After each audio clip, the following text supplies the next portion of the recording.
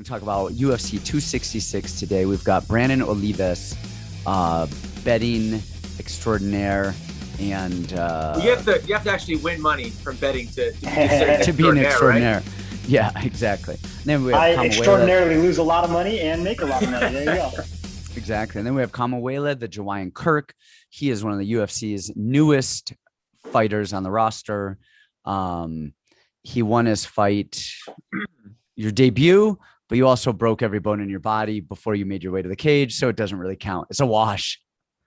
It makes the victory that much more impressive. Yeah, your UFC fights are the same version as Brandon's betting. He'll win all, but then he loses it all. That's true, but I will say though, Brandan is undefeated as a UFC cornerman. That's that is true. It's true. That is true. So before we get into the fights, in this card, we were talking about it. It's actually a really good card. Did you just kiss your iPad? No, I had some dust on it. So okay. Blew the screen. So you blew your iPad. That's all that I'm blowing, Brandan. Don't get excited. I'm just trying to keep the screen clean. So we've got UFC 266, ton of good fights on here. We're going to talk about the good fights. We're going to talk about, the main event, some of the good fights that we like.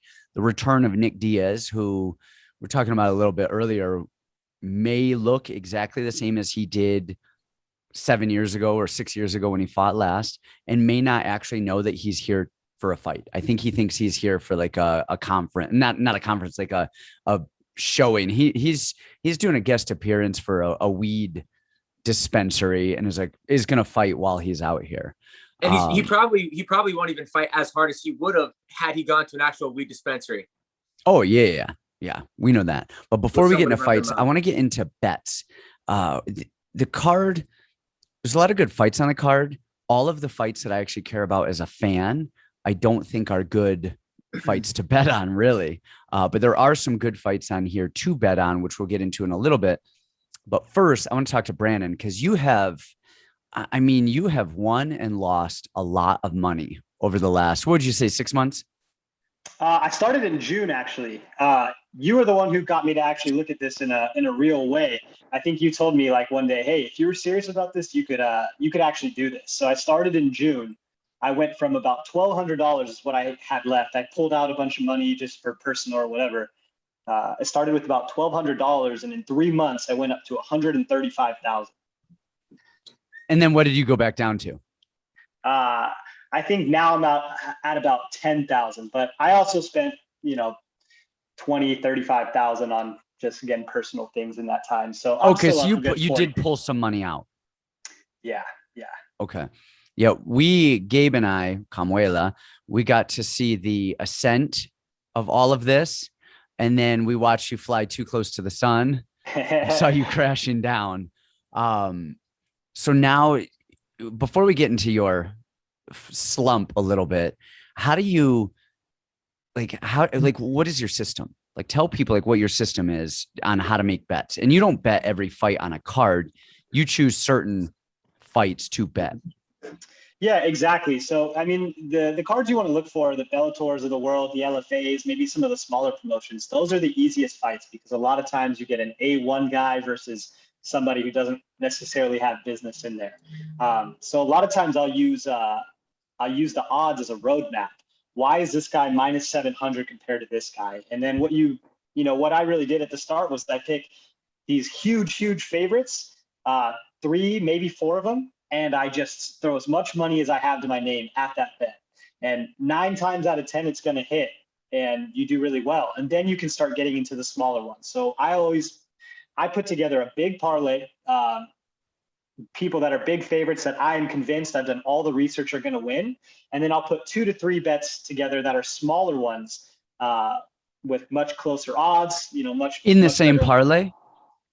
No. So or are you talking separate parlays? So separate parlays. So for example, a few weeks ago, I did a $10,000 parlay with 3 big favorites. That one hit, no problem. But then I put together a $2,000 parlay with some of the same guys, but then I had a couple fights that were much closer. So they actually would have made the same amount of money, but only one ended up hitting. So that's my safe one. And then I'll get a little bit more adventurous with smaller bets. Okay. Now, and you you do well, and you parlay UFC fights with LFA fights, with CFFC fights, with jiu-jitsu matches. You're probably like 5-0 on jiu-jitsu matches. You should probably stick to that. But what else? What do you look for when you're actually deciding who's going to win the fight? Like what are the key things? I mean, I know it, I know some of the stuff that you're going to look for, but tell Gabe, maybe he'll work on these things as a fighter. Well, okay. Then first and foremost is cardio and conditioning. Most of the time it's fight IQ. I mean, there's little things we can always look for, but I'd say the number one thing that I look for is takedowns and takedown defense. I mean, that's really most of the fight. If they get taken down, not the biggest deal, but do they stay on their back or do they get up? That's the first thing I start with. I look at the camp and conditioning. How do they look the third round? How do they look the first round? Everything else is kind of secondary. Okay. So fight IQ, wrestling, conditioning. Do you look at strength of schedule, who they fought? Yes. And I look at it so much that sometimes I'll see, a guy who's fought somebody who has a phenomenal record and they beat him.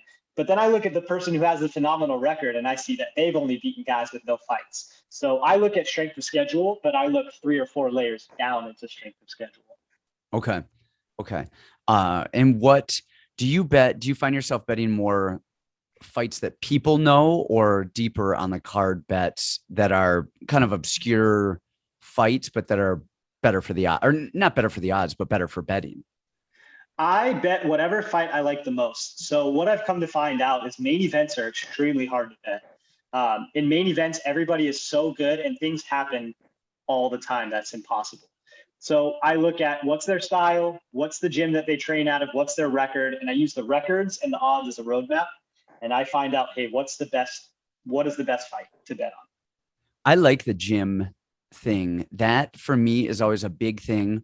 When I'm looking at stuff, all things created equal. If they come out of Sanford MMA or John Joe's Jiu-Jitsu Academy, I am betting with Henry Hooft every time. We've talked about this. We've talked about there's certain camps. I won't say it on here, but there's certain camps that I'm always betting. And there's certain camps that I'll generally avoid betting because I don't trust the coaches and I don't trust the camps as well. So yeah, I do like that. And just in general for fighters and stuff, I mean, camps really matter. If you have somebody who's tough, they're 8-0 and they come from a really good camp versus somebody who's tough and 8-0 and they come from, kind of a small no-name camp. Like there's 2 pretty big deals. All right, let's get into fights because we've got the exciting fights in my eyes, and then we have the betting fights. Let's talk about the exciting fights, and then we'll talk about the betting fights. The first exciting fight I want to talk about is Dan Hooker and Nasrat Haqparast. How do you even say that? Haqparast. Yeah, Nasrat Haqparast. He's got 2 first names, both of which might be a sneeze. Who do you have in that and why? Gabe, you want to start? Yeah, I got Dan Hooker. I'm a huge fan of Dan Hooker. I'm a big fan of his striking.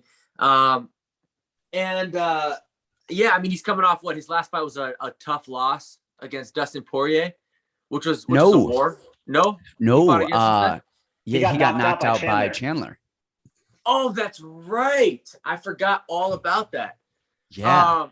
Yeah, I forgot all about that. Yeah, I'm still gonna go with Dan Hooker. Honestly, I don't know much of the other guy, and I've always been impressed, other than when he got, knocked out by Chandler, with just his style, his technique on the feet, his striking. I'm just a fan of his. I enjoy watching him. Who do you got, Brandon? Yeah, I think this is an interesting one. I've been a big fan of Nasrat Haqparast, and like I always say, using the odds as a roadmap. Every fight that Nasrat has ever had, he's been a massive favorite. If you look at last week, the guy Arman, the Armenian kid, who's just phenomenal. Nasrat was a -300 favorite over that kid when they were scheduled to fight. So that's telling you what people think of Nasrat, right? His volume is insane. His boxing is clean. He rolls with everything. He can wrestle like crazy. And when he does get taken down, he's right back up. So I think that Nasrat's, he's going to put a pace on him that Hooker, as we saw with Poirier, Hooker looks great until he just keeps getting the pressure, and he gets hit a lot. He folds under the pressure. He doesn't fold under the pressure. That is absolutely wrong. He fights tooth and nail. He just fades under the pressure. The thing with this, and I'm curious about it, and we talked about this a little bit before Brandon and I did, Hooker has had a hell of a time getting into America. And this was like weeks long. His gym is shut down in New Zealand. He can't train normally. He's like training at his house. Then people were calling the cops on him, saying that he was training in the gym. So that's a whole thing. He trains at City Boxing with Izzy and the rest of the crew there. But he has his own gym now too. So now he's kind of splitting time with training people and then training himself separately. And then because of all the issues that were going on with this camp, I guess they said, hey, we'll move you. The UFC did. They said, we'll move this fight to the next card, but he can't because he's got a short window with the amount of time that he left New Zealand. If he doesn't get back within that window, he can't come back for a year. So he's dealing with a lot of stuff. I guess he just got here yesterday, immediately started cutting weight, jumped on the scale. So it's a hell of a journey for him coming into this fight where he's at. Now, separate from that, Nasrat, he kind of assumed, he usually does his camps in TriStar, I believe, up in Canada with Faraz. And he's been here at Ruka or is it King's Ruka? One of the gyms in LA. And he maybe was it's Ruka that I saw, or no, I think it was King's. Ruka, Black House, Kings, one of those three. It was one of those. So he comes here. He comes here ahead of schedule because he wants to avoid all of the travel stuff. I believe his grandmother died. He had to go back to Germany for that just recently. And then his visa expired and they weren't going to let him back in the country. So he had to go. That was a big deal. So he just got here as well and is dealing with that type of a situation. I'm curious to see. I think all things considered, it's a really close fight. Hooker has a harder time with people that press him and crowd him, and Nasrat presses and crowds. But now I think it comes down to who wins the my life is screwed up for the last 3 days war on how to get back to America and cut weight. That said, I think Nasrat gets the win. I think he ends up pulling this one off. Very interesting note today too on the weigh-ins. These two were some of the first two guys to weigh in. Were they? Yep. Both of them were. That doesn't surprise me. We were actually talking about that here. I'm at the UFC right now in my fantastic residence in UFC room. Generally, when we're at these fights, the people who are there really early are the foreigners. They're on a different time schedule. And so they are here, they're up, they're downstairs waiting an hour before weigh-ins even start. And it's always foreigners. It's always people on a different time schedule. So that's not overly shocking. I think that has more to do with the time difference of them versus their actual weight cut and stuff like that. Next up, we got Mirab, Dewash, Willie, and Marlon Morice. Mirab is a tank. He's a horse. I think all the smart money says Mirab wins that. He's a big favorite. What is he? Negative 265. I'm looking at Bovada right now. Marlon's plus 210. I think all of Marlon's magic has been played out. Yeah, I agree with that. Marlon, he's tough. He's fast. He's got a solid. He's a one-round fighter. He's kind of like BJ Penn back in his prime. If you can get out of that first round, then your odds of winning that fight increase significantly. And so I think that in the first round, Marlon's going to be dangerous. Past that, I got to go with Mirab. Brandan. Yeah, I mean, we've seen this a lot. Mirab drowns people. You know, he keeps a relentless pace. And like we talked about, the things that we look for is your camp. He's with Sarah Longo, with Aljo. You know, he's got a great camp, great partners, and his conditioning. I mean, he's Ricky Simone. And that's funny that they fought and he actually dominated most of that fight. Except for the weird ending, which he may or may not have been unconscious. We don't know. Great fight. You look at his losses, a lot of them are questionable. You know, man, he's the truth. And Marlon, super dangerous. But if you watch a lot of his fights, he does sit back in the first round. For as powerful as he is, he sits, he's reserved, explodes, and then he sits back and he's reserved. So I think if Mirab does what Mirab does, he's going to break him. Now, do you think I'm sure Marlon does that for conditioning purposes. He's probably afraid of slowing down, so he's real reserved. And then, but he'll hold back to his detriment because then if he doesn't explode in that first round, then he ends up getting tired in rounds 2 and 3 and so on in the future anyway. So it's almost better for him to just be like, hey, if I'm a 1-round fighter, I'm going to embrace that, and I'm going to go out there and I'm going to throw guns. I'm going to go guns a-blazing in round 1, hope to find the finish. And if not, well, I'd be tied around 2 anyways.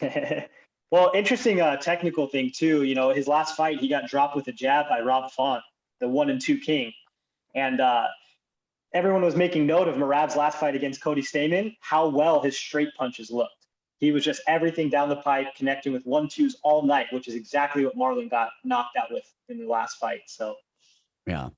On the other side, I think Mirab, for as good as he is and for as dominant as he is, one thing that kind of worries me, it doesn't really worry me, but it's just something to throw out there, is he gets all of these takedowns. He's getting 10, 15 plus takedowns a fight. And that's because these people are getting right back up. Like, he's not even trying to hold people down. He's just like throwing them on their heads and they're popping right back up. You don't want to give Marlon that many opportunities to throw that left high kick, which we saw Aljo and Jimmy Rivera, I think both of them in under 2 minutes, probably total. Under 1 minute. Yeah. Yeah, I think under 1 minute each.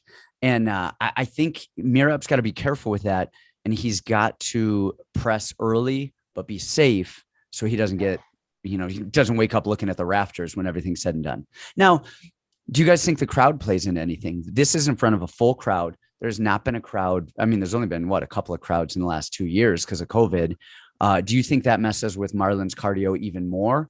Or do you think honestly, do you think it messes with Mirab's cardio at all? What do you mean with the cardio? What's your angle on this? The adrenaline. The adrenaline. Yeah, the adrenaline, the excitement, people kind of panicking. And Marlon does well with the crowd when, that's when he starts in people. Yeah, I don't think it'll make a huge difference for Marlon. I think he's fought under the bright lights and some of the biggest fights in the world. He's fought for belts and, things like that. So I don't think it'll affect him. I doubt it would affect Mirab as well. I don't know. These guys are both professional. They've been around for a while. So I guess the interesting part with Marlon that we're finding out, do you guys remember in the Henry fight? Obviously, Santino, you were on the other side of that in the corner, as close to this action as possible. But they started talking about his mom and the sacrifices he made. It seemed like the mental game is a huge part for him. And the last time that he performed with a crowd was against Henry, getting kneed. Was that the last time? Well, yeah, because the last fight was Rob Font, right? Oh, no, he fought with Sandhagen, but was that with the crowd? Man, I don't think it was. I think that was Fight Island. Yeah. Oh, was it Fight Island? Yeah.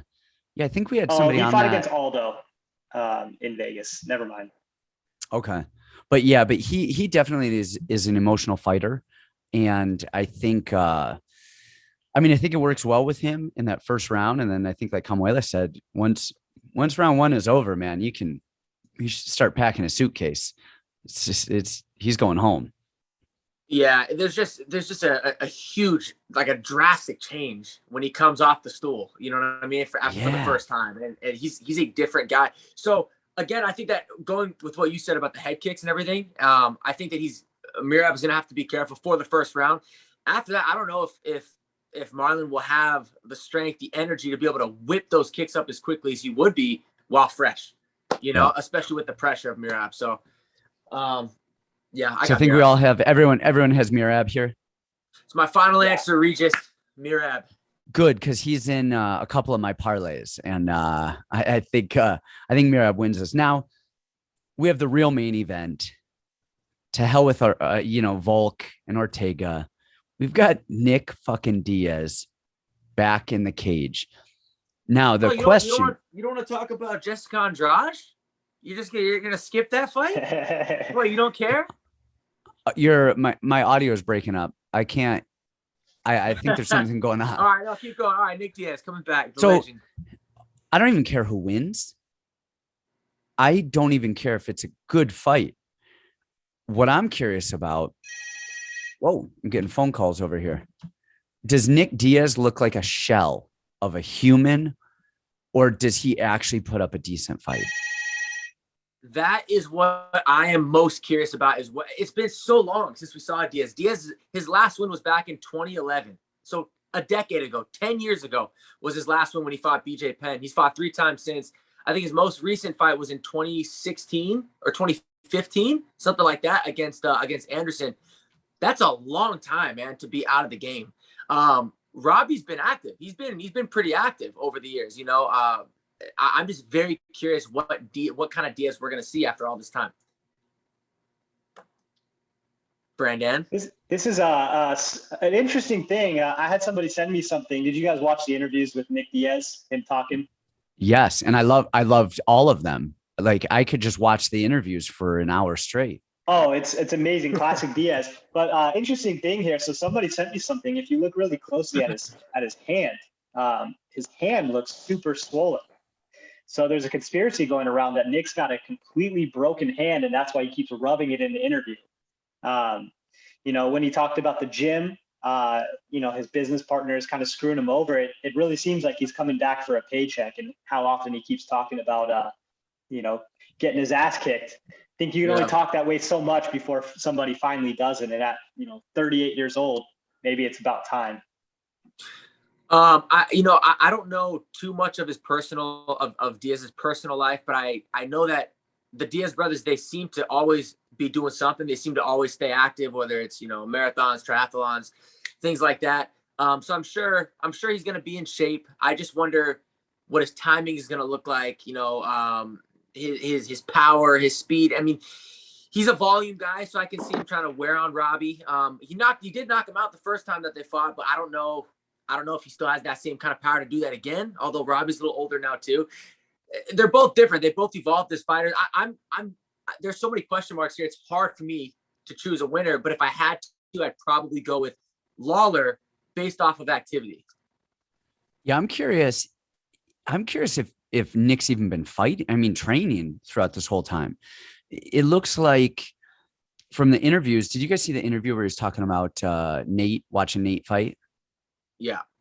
He's like, man, that was really hard for me. I've been out of the game for 5 years, and then I come back and I watch this. I'm like, wait, have you not watched your brother fight? Have you not trained with him? Like, is this like foreign? Like, you didn't know that he was fighting for the last 5 years and an MMA fighter and doing this? Like, what have you been doing at all? The way that I took it was he's been out because I don't think he's cornered Nate. I think that was the first, because he was in his corner, right? Wasn't Nick in Nate's corner when he fought Edwards? I think he was there. I think that was the first time that he cornered Nate in years. And so I think when he said like being back, maybe back there live in person in the corner is okay. I can see that. To. But the other thing with the money in this, I wonder about, I looked at his Instagram the other day. He has 1.7 million followers. Like, how are you hurting for money? Like, you got to be able to easily, you know, start slinging stuff, getting sponsors, getting money from that. I mean, that's a big platform, 1.7 million, and people love the Diazes. So it's not like those are bought 1.7 million. Like, those are, he says, go buy the new water bong 2.0, you know, Thrasher 1000, and everyone's doing it, and they're making money. So if Nick doesn't have money, that's on him. Yeah. That's kind of on him. That's another thing though. You're talking about the crowd and everything, right? In the last fight with Marlon and Mirab, how is Diaz, who's been away for so long, how is he going to respond to the crowd? All eyes are going to be on him. You know, what's Diaz going to look like coming back? He's going to feel the pressure. And you know, as soon as his walkout song starts playing and he makes that the crowd is going to go wild. And how is he going to feel after being gone, you know, ring rust and all that kind of stuff. And then the pressure and then the crowd and the atmosphere. There's a lot. The crowd's going to go crazy when he gets calf kicked. Yeah. Well, I don't think he's going to know where he is. Like, he looks so confused this whole week on all these interviews. And there's one interview he was talking about Kamaru Usman. And then he was like, why am I fighting Robbie Lawler? What's going on? And then they were asking him, are you going to call the champ out afterwards? And he's like, man, I think people already, that fight's already. Yeah. And then like, what? Yeah. But you know what though? Like, on the flip, to play devil's advocate, that's kind of Nick, man. Like, if you watch his old interviews, it's exactly the same. Like, his old interviews, they are exactly the same. But that's not. Yeah, no, it is. But I'm just curious. I think he's going to look really stiff. And Robbie's been on a big skid. I think Robbie gets it done. He hasn't had crazy conditioning problems. I think Robbie gets the win. Who are you going with, Brandon? Well, if we break it down the same way, if we kind of use that format, right? Nick is kind of training on his own, training at his own gym. You got Robbie at Sanford. The game, he's been active. He does everything right. He stands up. He does takedowns. He does everything the way he's supposed to. I think the game is probably a little bit past Nick Diaz. He hasn't won since 2011. Yeah. And all that time when he was away, Lawler was in the gym. Lawler was training. Lawler was fighting. So there's something to be said about that too. At a championship level. At a championship level. Exactly. All right. Everybody going Lawler? Yeah. Yeah, I think this next fight will be pretty quick to make predictions. Shevchenko Murphy or yeah. Are we talking about that? Shevchenko. I'm going to go with an upset that no, I'm just kidding. Shevchenko. Yeah. What's funny though, and we'll make this quick, is the only thing is I forget who it was in one of her recent fights. Shevchenko was on her back just for a round. Maya. And she didn't get back up. And that was it. She was on her back. Lauren Murphy's not a great wrestler. She is strong and she does have good jiu-jitsu. By some freakish chance, and I don't think she wins it. I'm still going Shevchenko. But if she can put Shevchenko on her back, I think she could actually have a little bit of success. Brandan, as a better, is it worth throwing anything down on Lauren Murphy, who's like a plus 800 underdog? I don't believe in bets that don't win. If I don't absolutely 100% think it's going to win, I don't want to play it. I don't care for long shots. I almost never do this, but I threw down we've talked about this before. I call them lotto ticket bets. I threw down a $10 parlay with Lauren Murphy and Brian Ortega because they're both dogs. I'm assuming I'm going to lose that money. Those are not my winning bets, but if they do hit, it's like $230. And I was like, I'm going to do that. I'm going to lose $10. That's really what's happening right here. But I've wasted $10 in worse ways. I do want to ask you too. Oh, I'm sorry. No. Brandan, we were talking about the bets earlier and then the conversation kind of changed, but I did have a question for you. Do you find yourself changing your mind and going back and forth the more you dive into fights? I'm sure there are matchups that when you first hear about them, you're like, oh, okay, I'm going to throw my money on this guy. And then the more you go down the rabbit trail, right, you're looking at the guy's resumes and everything else and weighing out the pros and cons, the strengths and weaknesses. Do you ever start flip-flopping and does it become difficult for you to make up that final decision? Yeah, every time. Every time. As a matter of fact, when this Robbie Lawler and Nick Diaz got announced, a couple months ago, my first thought, seeing this on the screen, okay, well, I'm going to take $15,000 and I'm going to put it on Robbie instantly. And then I start looking at Robbie and I'm watching him fight Neil Magny. I watched the first Nick Diaz fight. I'm like, man, this guy just struggles with length. Like he can't get around these guys that are so tall.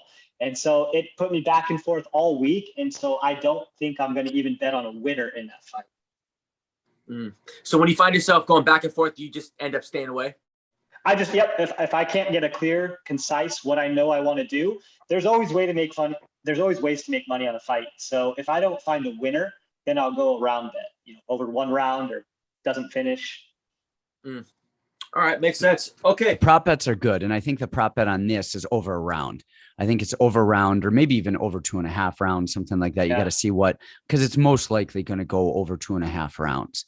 You can make money on it that way, but I think you're right. There's so many of these bets. You start going like a Diaz Lawler. You start going back and forth and back and forth. Last week with Anthony Smith and Ryan Spann, that fight could have gone so many different ways. And you see the pros and cons to betting either of them. And so I didn't touch that. I had to pick it. And just in terms of picking bets, I did. I was wrong, but I knew, I was smart enough not to actually put any money on that because you just don't know on that. Honestly, this next one is kind of one of those weird ones too, that there's a lot of random variables. I wouldn't touch this next fight. I mean, it's in a parlay, like on small amounts, but I wouldn't actually bet real money on this next fight because it could go in so many different ways. How do you think it's going, Kamuela? Those are the best fights to watch as a fan, but the worst fights to throw money on just because it's such a toss-up. So just to be clear, we're talking about the main event, Volkanovsky versus Ortega. Who do you got? Yep. This is a difficult one for me to choose, but after thinking about it for a while, I think I'm going to go with Volkanovsky. I think that Volkanovsky is incredibly tough.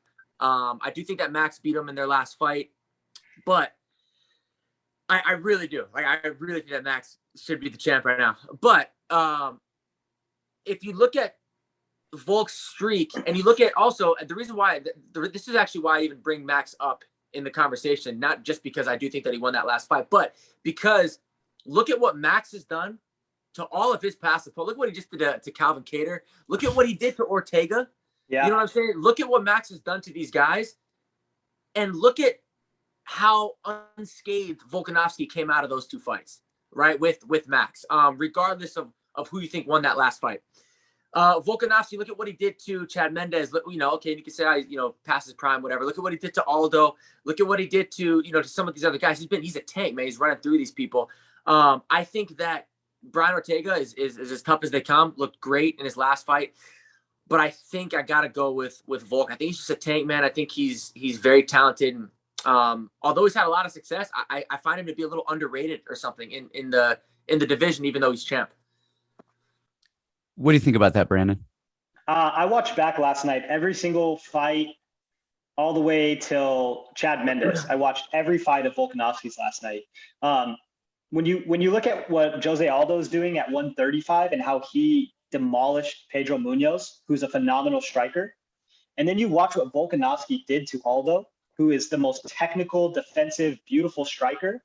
Volkanovski's striking is on a completely different level. The feints, the in and out movement, he reads patterns. I just think that people think because of the shaved head and his attitude, he's a big brute, when really he's one of the most intellectual, clean, and technically perfect fighters that I've seen. And he puts an insane pace. He's got everything that we ever look for, and that's why he's the champion. So Ortega, I think, has more ways to win because his submission game is so good. His striking is very, very good. He's got a great chin. But I don't think that anybody's going to beat Volk for a long time. Even making a fight competitive with Max Holloway, after, again, what he did to Calvin Kattar and Ortega, to not only make it competitive, but to win 2 fights against Max Holloway shows what kind of level you're at, especially when he's 5'6" and Max, 5'11". Yeah. Yep.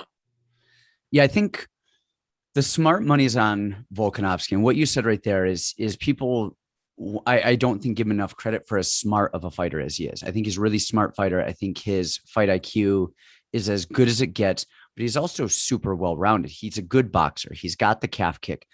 He was known, and we think of his striking right now, but really he came up as a wrestler. He was a wrestler first and foremost. I mean, really a rugby player, but I'm talking about in MMA. He was a ground and pound wrestler guy who developed a striking. He's never been submitted. I mean, he's only lost 1 fight as it is, but what I'm curious about with this fight is the style matchup, because if you look at Volkanovski's fights, I think he hasn't finished a fight in a long time. He finished Mendes and Jeremy Kennedy. Yes. And Mendes, how long ago was that Mendes fight? Was that 2016? 18. It's 2018. At the very end, it was actually New Year's, so 2019. Yeah. So he finished him. And like we said, that was old Mendes. I mean, not old, but that was definitely not the best Mendes that we've seen. Mendes was only 33 at the time. It doesn't matter. He was a shell of himself. I don't know if it was USADA like coming in. Yeah. Yeah. USADA came in, and a lot of people who are young and hungry and doing great stopped being young and hungry and great pretty quickly. I'm not saying that it was, but if it looks like a duck and talks like a duck and USADA comes in and you're not the same, then, but so he's really not a finisher. And Ortega is not somebody who's really finished. I mean, Max finished him the one time, but even that was a referee stoppage in between rounds. It wasn't like he beat him up, TKO'd him. That was the ref was like, all right, we've had enough. Now, the question is the calf kicks. Okay. So we know the calf kicks. These are, Volkanovski's thing, but Ortega can fight in both stances. Ortega will come out as a southpaw. Volkanovski's orthodox. That kind of eliminates that calf kick right there. If Volkanovski wants to switch to southpaw to capitalize on that calf kick, Ortega can switch orthodox. So it's not, and if I were his coaches, I would be mirroring Volkanovski's stance nonstop, because that immediately eliminates the calf kick, not eliminates it 100, but really diminishes its effectiveness. And then separately, southpaw to orthodox, it's a much longer fight. If you're in the same stance, you're much closer to each other. It's a lot easier to find your range, a lot easier to get inside. If you're opposite stance, and Ortega is so much taller. Oh, hey, Chip. I feel like we're in 10th grade. Having a dad appearance. Yep. But, and I think that's going to be really hard for him to figure out, is that long range. So I think that's a thing. Now, separately, if you look at Max, of course, Max is one of the best, probably the best featherweight we've ever seen. Max does not fight on the inside. Max evades on the inside. When people get close to him, he pushes away, he moves away, he does not engage. That's where Ortega does his best work. Volkanovsky has got to get close to attack Ortega. And Ortega, he's not very fast. He's not a polished striker on the outside. He finishes people with elbows and knees and guillotines. Does that affect Volkanovski's ability to get inside? And does he want to come inside? Does he want to get close when every time he does, he's getting elbowed and kneed? So now he's like, okay, well, I'll stay on the outside, but now I'm further away and the calf kick isn't effective.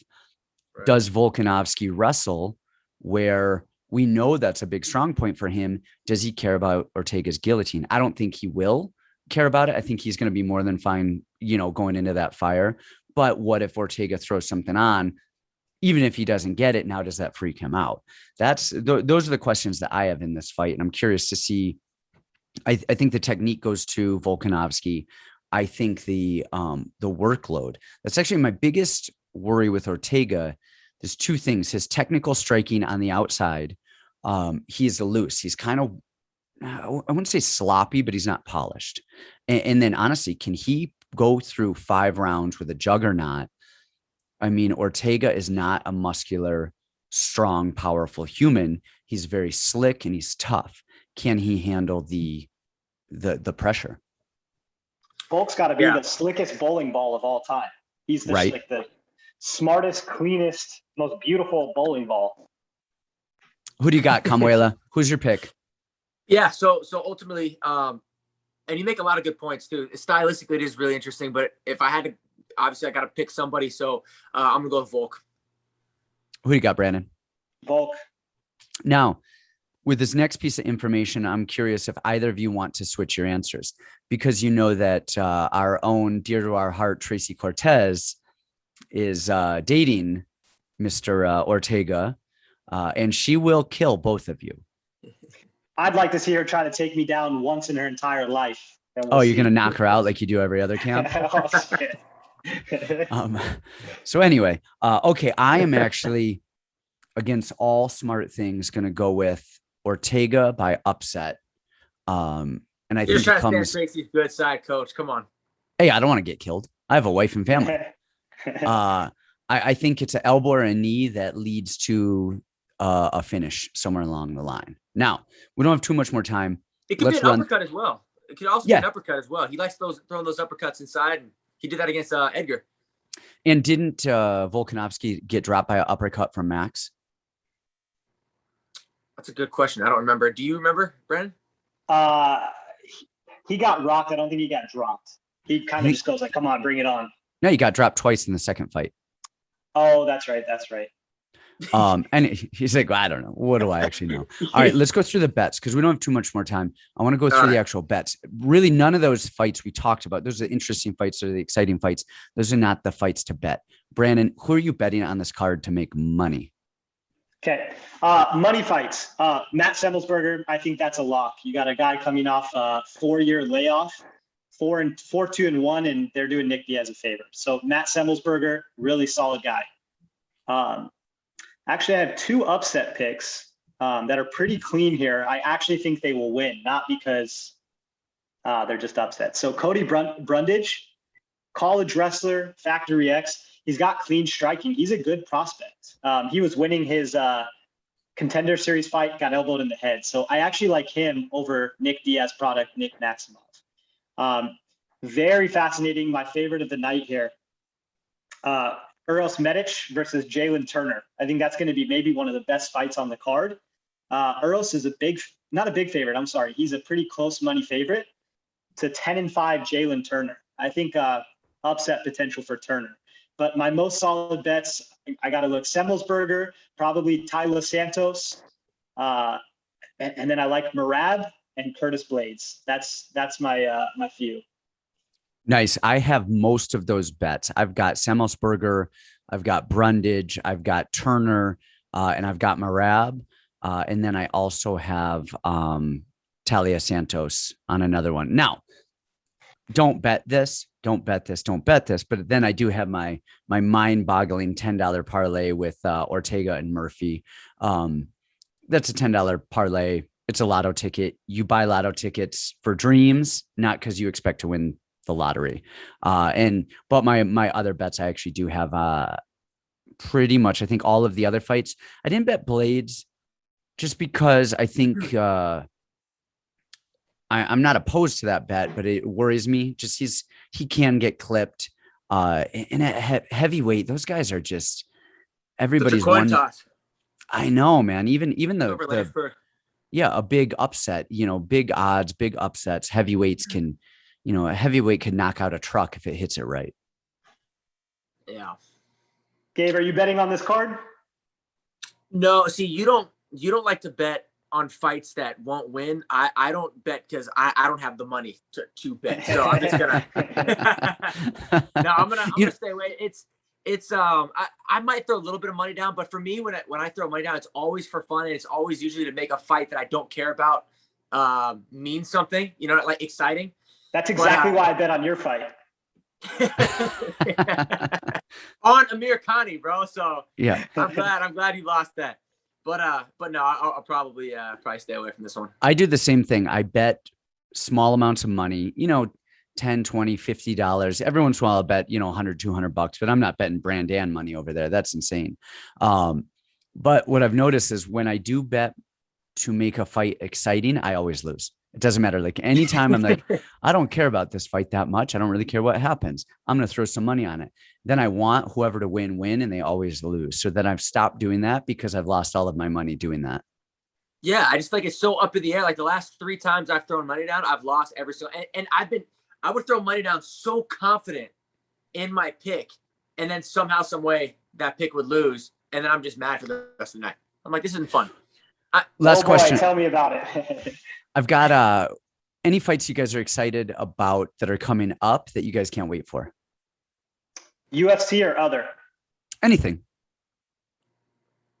They did just announce Max Holloway versus Yair. That's official. I think that's happening in November sometime. Yep, November 13th. As a striking fan, I cannot wait to see that fight. I'll probably be as excited for that fight as I was for Barboza and Giga. Like, what are the odds though? All right, here's the thing. So you need to bet this fight, Brandan, because you could possibly make billions. Does Yair actually fight? Because he has not fought in 2.5 years, since 2019. So I guess I think 2.5 years. He keeps pulling out. Everything happens. Do you think that fight will actually happen? Will he show up? I think he does this time. At the end of the day, you got to make a little bit of money eventually. Yeah, that's a fun one. Any fights you want to see? Actually, yeah. Now that you're saying it, and Gabe, you were talking about the striking battle, Brad Riddell versus Rafael Fiziev. I can't wait for that fight. Man, that's going to be his fight was the best fight I've ever seen. Riddell and Drew Dober. Now you put those two together. Wow. Well, you had Riddell. We've talked about this, Kamuela and Malarkey on the undercard. Yeah. Like, oh my gosh, Riddell, Malarkey, Riddell, Dober, Fiziev, and anybody who's in front of him. Like these two guys, that's going to be a fun one. That's a good one. Separately, I'm actually excited for the Caleb Plant Canelo fight, which is coming up. I think that's November 6th too. No, I think Canelo already won. Yeah, you saw that? You saw that cut? Yeah, I think it was a TKO. All right, you guys. Thanks for coming on. That's it. Let's Kamuela, you go train. Brandan, go think about how you're gonna where you're gonna live when you lose all your money. Well, hey, and Brandan, sneak in your door. Yeah, Brandon's also doing pics, you guys. So where are you at on Instagram? It's just Brandan Olivas. So Brandan Olivas. You can message me on Instagram. I have a Telegram chat where I just post everything for free. I work on a tip system. So if we win, you should let me know you appreciate it. But I put a lot of work into it. Perfect. And Kamuela, where can they find you and watch your next fight? All that good stuff. You guys check me out at the Jawaian across all social media, Twitter, Instagram, all that. All right. Thanks, guys.